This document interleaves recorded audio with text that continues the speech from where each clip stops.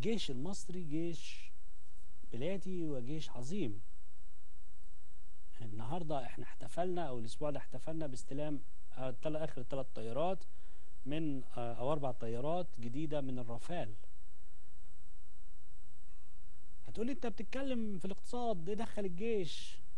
انت بتتكلم في مش عارف ايه. لا، جيش مصر لازم يبقى قوي. جيش مصر لازم يبقى له تواجد قوي. حماية مصر هي مسؤولية الأسود ولادنا من جيش مصر العظيم.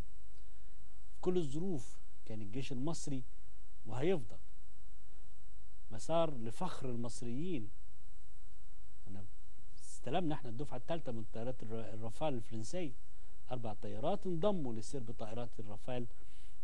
الطيارة دي مهمة، لها إمكانيات متعددة تدعم قوة القوات الجوية المصرية، اللي هي اليد الطولة لردع أي حد يعتدي يفكر. طبعا الناس تقول لك ايه، اصل الجيش خد فلوس كتيره وش انت يعني يا عم، انت عايز تبقى تاخد على قفاك وانت قاعد؟ مش ممكن يعني. عندك بص حواليك، بص حواليك، بص الصراعات وبص التحديات وبص يعني في اي لحظه ممكن تقوم حرب في اي حته جنبك، تبقى قاعد انت قاعد مستخبي؟ لا. حقيقي الرئيس عبد الفتاح السيسي من اهم الانجازات اللي عملها بجد هو تسليح ودعم قواتنا المسلحه وجيشنا. كل الأسلحة على كل المستويات، بحرية، جوية، برية، هليكوبتر.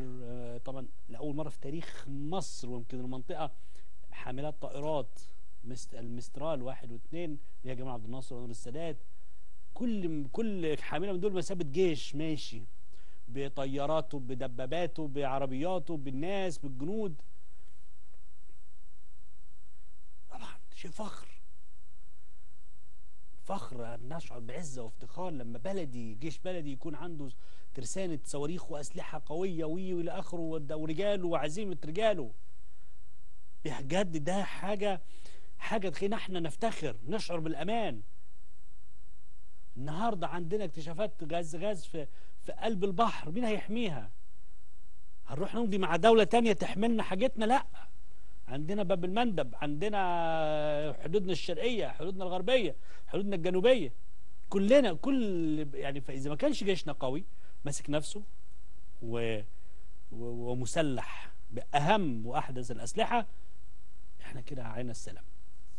ادينا شايفين اللي بيحصل في سوريا امبارح، بيحصل في اليمن كل يوم، بيحصل في ليبيا كل يوم، بيحصل في يعني ربنا يا رب يعني بلادنا العربية كلها بالكامل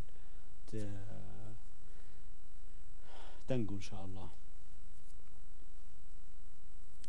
طيب في موضوع كده مهم عايزين نتكلم فيه قبل ما نخرج ونلتقي ضيفنا المهندس سهل الدمراوي.